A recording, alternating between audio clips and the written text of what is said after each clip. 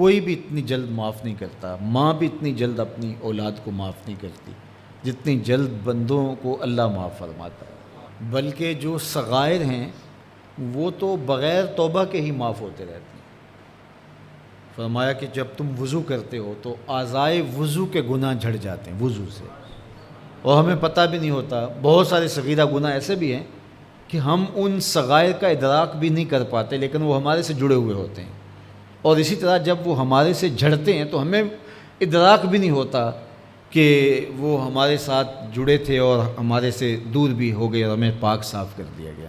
ایک نماز سے دوسری نماز تک کا وقت درمیان کے اندر ہونے والے گناہوں کا کفارہ ہے۔ ایک جمعہ دوسرے جمعے تک، ایک رمضان دوسرے رمضان تک گناہوں کا کفارہ ہے۔ تو یہ اللہ کی کرم نوازیوں کے رنگ ہے۔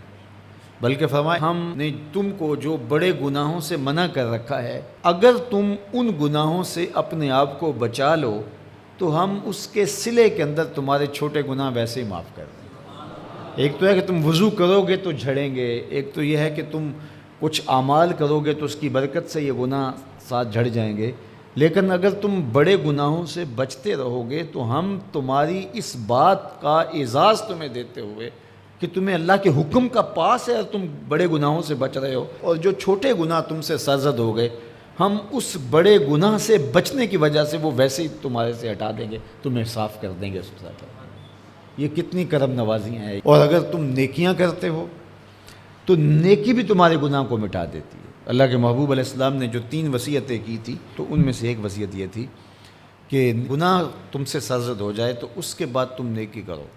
کیوں؟ تم ہوہا، جو نیکی ہے وہ گناہ کو مٹا ڈالے گی۔ یہ کیسا اس کا الوہی انتظام ہے کہ ہمارے گناہوں کو مٹانے کے لیے کتنے سامان رکھیں۔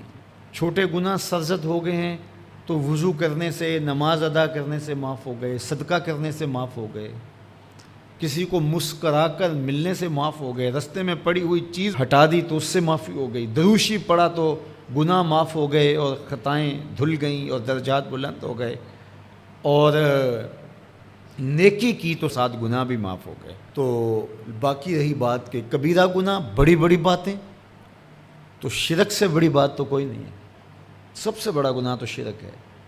لیکن اگر بندہ توبہ کر لیتا ہے تو اللہ شرک کو بھی معاف کر دیتا ہے۔ ایمان شرک سے برات کا اظہار ہے تو شرک بھی معاف ہو گیا، ورنہ شرک معاف نہیں ہے، اور باقی کبائر بھی توبہ سے، رجوع اللہ سے معاف ہو جاتے ہیں۔ یہ کتنی اس کی کرم نوازیوں کے رنگ ہیں کہ اس کے حضور جب آپ آ جائیں اور اپنی معذرت پیش کر دیں تو وہ بندے کو شرمندہ نہیں کرتا کہ تم نے یہ کیا۔ جب بندہ کوئی جرم کر بیٹھتا ہے، کسی سے زیادتی کر بیٹھتا ہے اور حقیقی زیادتی ہوتی ہے، تو پھر اس کے پاس جاتے ہوئے ڈرتا ہے کہ اس کا رد عمل کیا ہوگا۔ میں نے یہ زیادتی کی، واقعتاً زیادتی کی، اب اس کا سامنا کرتے ہوئے ڈرتا ہے کہ جب میں جاؤں گا معاف کرے گا نہیں کرے گا، دونوں امکان ہوتے ہیں۔